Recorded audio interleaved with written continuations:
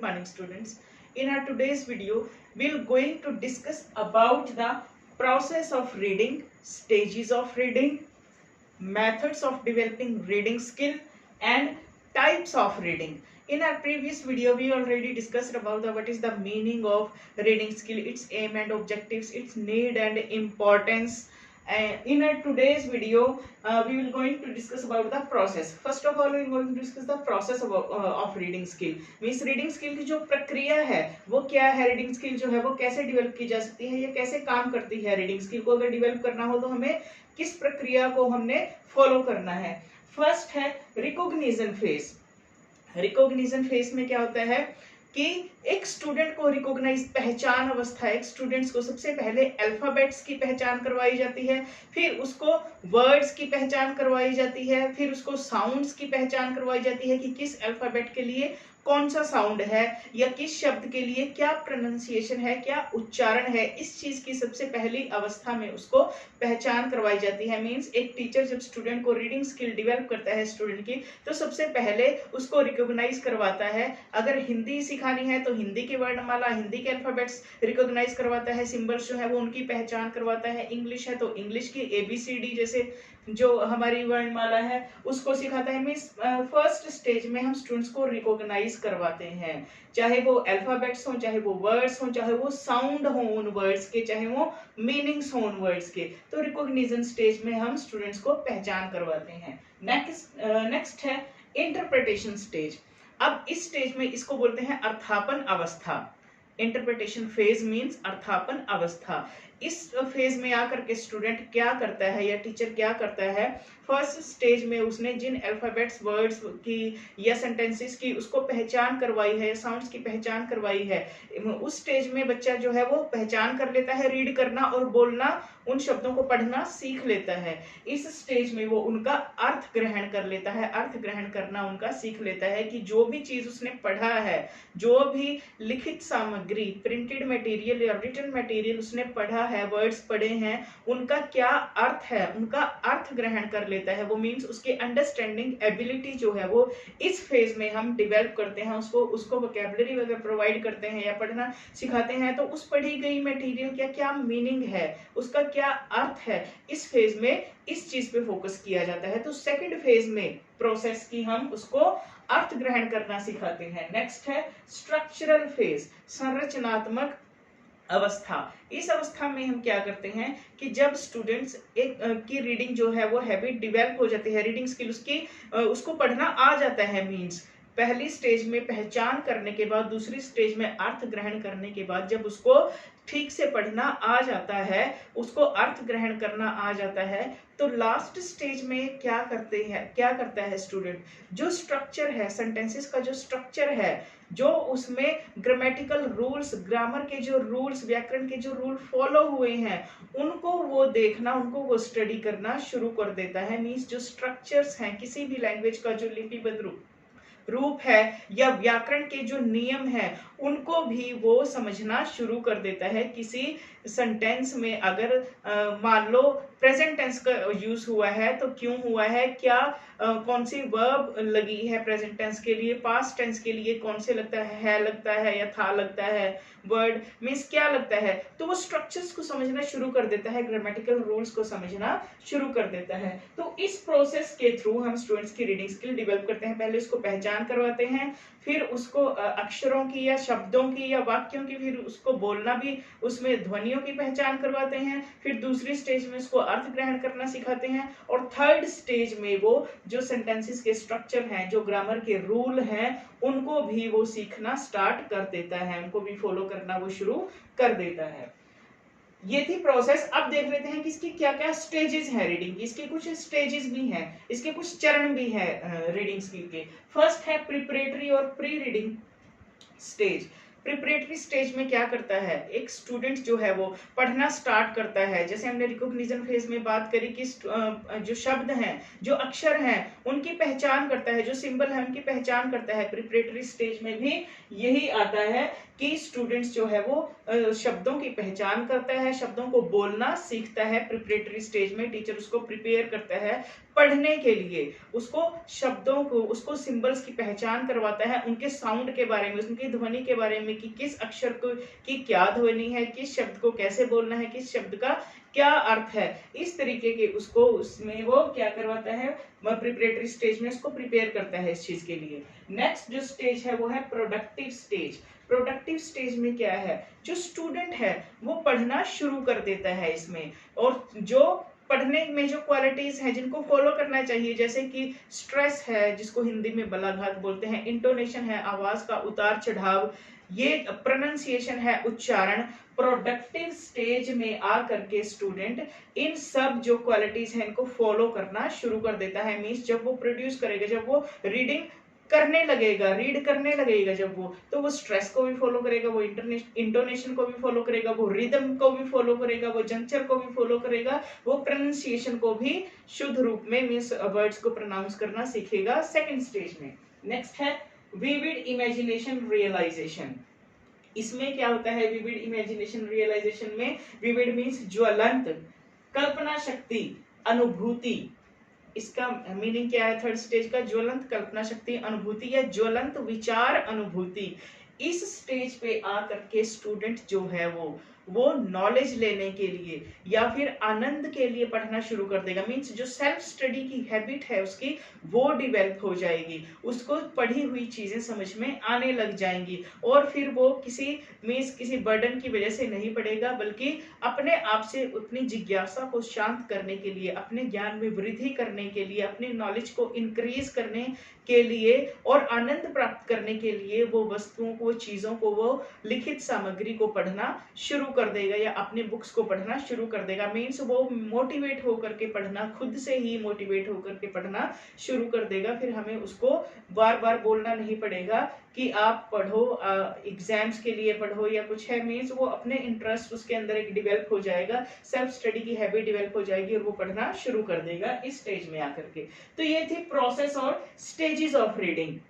अब देख लेते हैं मेथड्स ऑफ रीडिंग की किन किन मेथड्स के थ्रू हम रीडिंग स्किल को डेवलप कर सकते हैं। टीचर को किन किन मेथड्स का यूज करना चाहिए अगर उसने किसी लैंग्वेज में स्टूडेंट्स को पढ़ना सिखाना है, तो रीड करना सिखाना है।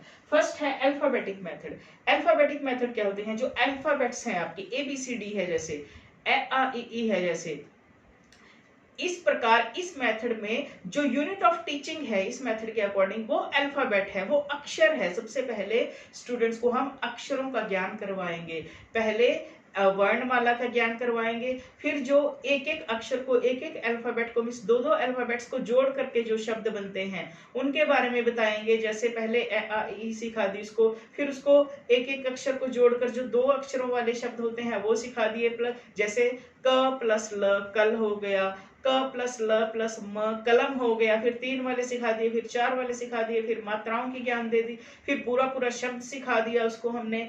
ठीक है, इसमें इस प्रोसेस को फॉलो करते हैं अल्फाबेटिक मेथड में। मींस पहले अल्फाबेट सिखाएंगे, उसके बाद वर्ड सिखाएंगे, उसके बाद जो फ्रेजेस होती हैं, वाक्यांश होते हैं वो सिखाएंगे, उसके बाद लास्ट में उसको सेंटेंसेस सिखाएंगे अल्फाबेटिक मेथड के अकॉर्डिंग, वर्ण बोध विधि के अनुसार। नेक्स्ट है फोनिक मेथड। फोनिक मेथड क्या होता है, ध्वनि विधि। इसमें क्या होता है, हम इस विधि के अकॉर्डिंग हम स्टूडेंट्स को पढ़ने के पहचान करवाने के साथ साथ उसको साउंड के बारे में भी बताएंगे कि अगर वर्णमाला हिंदी में हमने पढ़ना सिखाना है तो हिंदी के वर्णमाला के लिए ए के लिए क्या साउंड है, शब्दों के लिए क्या साउंड है। मीन्स ध्वनियों के माध्यम से हम फोनिक मेथड में स्टूडेंट्स को पढ़ना सिखाते हैं, ताकि वो, क्योंकि जब वो पढ़ेंगे ध्वनि तो वो प्रोड्यूस करेंगे ही, ध्वनि तो वो निकालेंगे ही। अगर ध्वनि नहीं निकालेंगे तो हमें पता कैसे चलेगा कि स्टूडेंट्स को पढ़ना आ गया है। मीन्स पहले वो जोर से बोल करके पढ़ेंगे। ठीक है, तो उस चीज के लिए उनको हमने ध्वनि विधि के थ्रू पढ़ना सिखा सकता है। टीचर साउंड मेथड के, फोनिक मेथड के थ्रू पढ़ना सिखा सकता है उसको। मीन्स अल्फाबेट्स के और वर्ड्स का क्या साउंड है इसके बारे में बता सकता है। नेक्स्ट है वर्ड और लुक एंड से मेथड। नेक्स्ट जो मेथड है वो क्या है, शब्द विधि या फिर कहो और देखो विधि। इसमें क्या है, एक टीचर जो है वो डायरेक्ट शब्दों से शुरू करता है, डायरेक्ट पूरा शब्द सिखाना स्टूडेंट को शुरू करता है। इसमें यूनिट ऑफ टीचिंग जो है वो शब्द है, ना कि अल्फाबेट। इसमें हम पूरे पूरे शब्द पहले बच्चे को सिखाते हैं, उसके बाद उस शब्द में जिन अल्फाबेट्स का यूज हुआ है उन अल्फाबेट्स के बारे में बताते हैं, उनका क्या साउंड है, उनकी क्या ध्वनि है अल्फाबेट्स की, उसके बाद उसको बताते हैं। मींस पहले शब्दों के बारे में बताते हैं। और इसको लुक एंड से मेथड क्यों कहते हैं, क्योंकि इस मेथड में अगर टीचर ने किसी शब्द के बारे में बताना है स्टूडेंट को, तो टीचर क्या कर सकता है, उस शब्द की जिस पर्टिकुलर चीज के लिए वो शब्द प्रयोग किया जाता है वो चीज भी, वो ऑब्जेक्ट भी दिखा सकता है क्लासरूम में अगर अवेलेबल है, या ऑब्जेक्ट अवेलेबल नहीं है तो उसकी कोई पिक्चर भी दिखा सकता है, जिसमें कि जो स्टूडेंट्स हैं उस पिक्चर की तरफ देखेंगे, टीचर बताएगा कि इस चीज के लिए, जैसे मान लो एप्पल है या पेन है, मान लो टीचर क्या करेगा, पेन दिखाएगा स्टूडेंट्स को और कहेगा कि इस ऑब्जेक्ट के लिए जो सिंबल है, जो शब्द है, वो पेन यूज किया जाता है, PEN। पेन शब्द इस चीज के लिए यूज किया जाता है, इस चीज का, इस वस्तु का सिंबल है। तो ऐसे टीचर जो स्टूडेंट्स हैं वो ऑब्जेक्ट की तरफ देखेंगे और बोलेंगे, उनको पता चल जाएगा कि जो पर्टिकुलर शब्द है वो किस पर्टिकुलर ऑब्जेक्ट के लिए यूज किया जाता है। नेक्स्ट है फ्रेज मेथड। फ्रेज मेथड क्या होता है, फ्रेज क्या होते हैं, वाक्यांश, वाक्य का अंश। मींस इसमें क्या है, एक एक शब्द, वर्ड मेथड में एक एक शब्द हम बताएंगे और वाक्यांश में दो तीन शब्द जो इकट्ठे हैं, जिनका एक मीनिंग, एक सेंस निकलती है दो तीन शब्दों की, जैसे मुहावरे लोकोक्तियां होती हैं आपकी, उनका एक पर्टिकुलर मीनिंग निकलता है। इस तरीके से वाक्यांशों के थ्रू हम स्टूडेंट्स को पढ़ना सिखा सकते हैं। मींस इसमें ना हम पहले अल्फाबेट सिखाएंगे, ना एक एक वर्ड सिखाएंगे, बल्कि वाक्यांश, दो तीन शब्द इकट्ठे स्टूडेंट्स को पढ़ना सिखाएंगे, दो तीन शब्दों के अर्थ इकट्ठे बताएंगे, दो तीन शब्दों की ध्वनियां इकट्ठी स्टूडेंट को बताएंगे, उसके बाद एक एक शब्द पे जाएंगे या फिर अल्फाबेट्स पे जाएंगे। नेक्स्ट है सेंटेंस मेथड। सेंटेंस मेथड में क्या है, वाक्य विधि।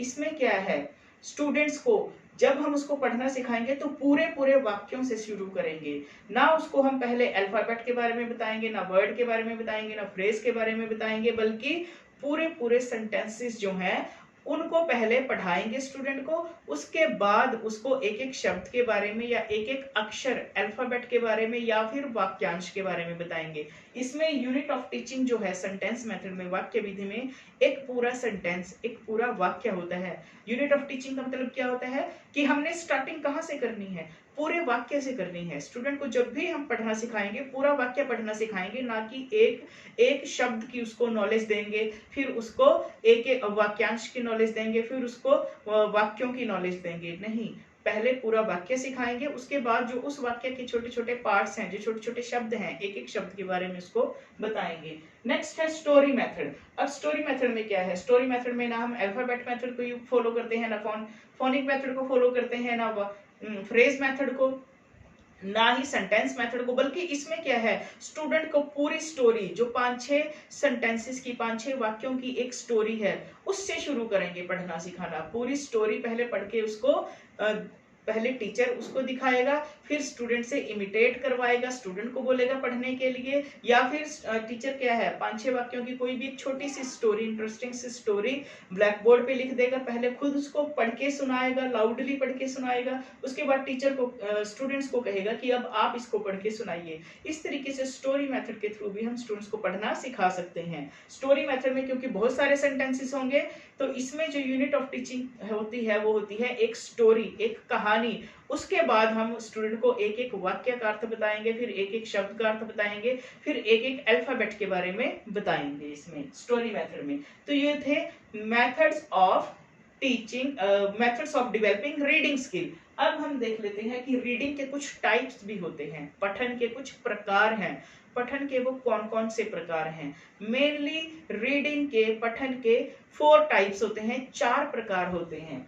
Loud reading, silent reading, intensive reading and extensive reading. Loud reading को बोलते हैं सस्वर पठन। सस्वर पठन मीन्स जोर से पढ़ना, बोलकर पढ़ना, जोर से, मीन्स जोर से पढ़कर, इतना मीन्स जोर से पढ़ना कि दूसरे को वो चीज सुने हमारी, ठीक है, लाउड रीडिंग में। तो ये रीडिंग का एक टाइप है। इसको हम स्टूडेंट के अंदर कैसे डिवेलप कर सकते हैं? अगर हमने स्टूडेंट को लाउडली रीड करना सिखाना है तो इसके लिए क्या करना होगा? एक टीचर को लाउड रीडिंग का मीनिंग क्या होता है कि जोर से पढ़ना, बोलकर पढ़ना, सस्वर पठन।